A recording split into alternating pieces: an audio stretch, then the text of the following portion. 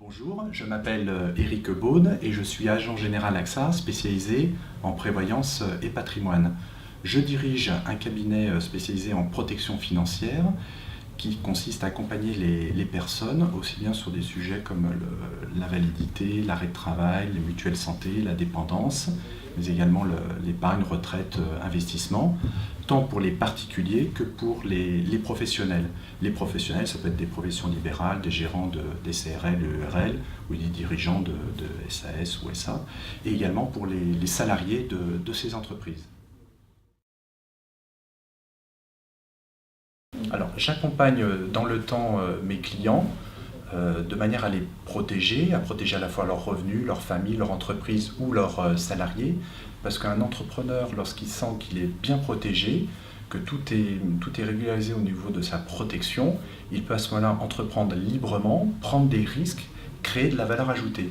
Et donc un contrat entre le client et AXA est un contrat qui peut même être plus fort que la famille ou des liens d'amitié.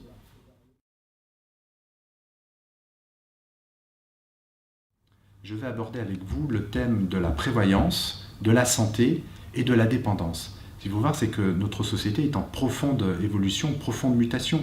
Nous vivons de plus en plus vieux, une espérance de vie est de 85 ans, l'État se désengage de tout, et ensuite nous avons un parcours professionnel qui est extrêmement chaotique. En 40 ans, nous allons connaître plein d'évolutions professionnelles sur les statuts et les métiers. D'ailleurs, si on prend plusieurs exemples, le salarié entre 20 ans et 40 ans va en gros avoir un contrat groupe avec de très bonnes garanties, avec certains trous d'ailleurs dans les garanties, mais en gros il ne va pas avoir accès à son contrat parce qu'il ne sera pas malade, et ce n'est pas à cet âge-là normalement qu'on décède. Et à 40 ans, lorsqu'il va créer sa société, une SARL, une SAS ou en profession libérale, c'est à ce moment-là qu'il aura besoin d'un bon contrat de prévoyance et de bonnes garanties en cas de maladie pour se protéger sur une perte de revenus par exemple, ou avec des associés en cas de décès, de pouvoir revendre les parts à ses associés de manière à pérenniser la société dans laquelle il était. Donc c'est extrêmement important de définir le bon statut et d'avoir la solution qui l'accompagne dans le temps. Et le dernier sujet que je voulais aborder avec vous, c'est la dépendance. La dépendance, nous avons une expérience de vie qui est en profonde croissance. Nous vivons plus de 85 ans, souvent d'ailleurs en état de santé assez précaire. Nous avons besoin d'assistance médicale considérable et souvent notre vie est chaotique. Jusqu'à 85 ans, nous finissons tout seuls. Il est fini le temps où nous vivions tous ensemble en famille.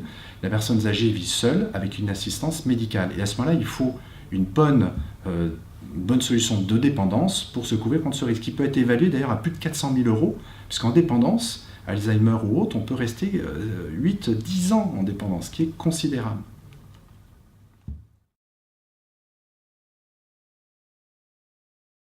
Tout d'abord, il y a différentes formes d'épargne et de différentes sources de placement. Le premier, ça peut être l'épargne sur les revenus, ça peut être revente d'une résidence principale, un héritage, une vente de parts de société. Et finalement, le bon placement, c'est quoi? C'est se dire, par rapport à un objectif, un profil financier que je peux avoir, c'est quelle est la bonne solution qui me corresponde dans le temps. Alors, la France, cela est très particulier, puisque le français épargne énormément. Si vous voyez, c'est qu'on parle de la dette de l'État français, c'est vrai, mais en même temps, le français a une épargne qui est 2 fois supérieure à la dette de l'État français. Et la particularité de l'épargne des Français, c'est qu'il en met peut-être un peu trop sur les bons du trésor de l'État français. Alors certes, ça rapporte un revenu garanti, mais aujourd'hui qui est de 1 à 1,5%. D'ailleurs, le livret A ne rapporte que 1,25%. Et donc, trop confier son épargne à l'État, c'est donner trop de pouvoir à l'État, trop d'investissements d'État, trop de fonctionnaires, et toute la bonne stratégie, justement, c'est d'en mettre une partie sur des placements sécurisés, mais également de diversifier sur de nombreux supports, des supports à la fois géographiques sur les pays émergents, sur d'autres continents, d'autres supports sur des sociétés de croissance, des grands groupes, des groupes intermédiaires, et également de profiter d'un cadre qui est exceptionnel, qui est le cadre de l'assurance vie pour les placements. Puisqu'à ce moment-là, sur l'assurance vie, vous pouvez placer librement, retirer également librement, et avoir accès à de nombreux fonds, des fonds flexibles, et également aujourd'hui de l'immobilier physique. C'est-à-dire dans l'assurance vie, vous pouvez pour 5 000 euros, vous acheter une part d'un immeuble et le loger dans votre contrat d'assurance vie. Donc, vous avez à disposition énormément d'outils.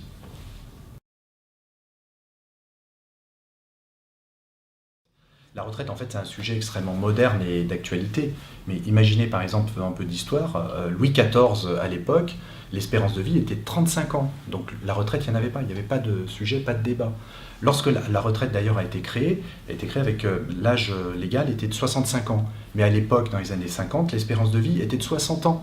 Donc en fait, les personnes n'avaient pas le temps de prendre leur retraite. Alors la retraite, c'est quoi? C'est épargner toute sa vie pour se garantir un revenu garanti le jour où je m'arrêterai de travailler. Et d'ailleurs, lorsque la retraite a été créée, les personnes n'avaient pas épargné pendant 40 ans, n'avaient pas épargné. Donc c'est un effort de tous les Français de dire on participe à la retraite de ceux qui vont partir.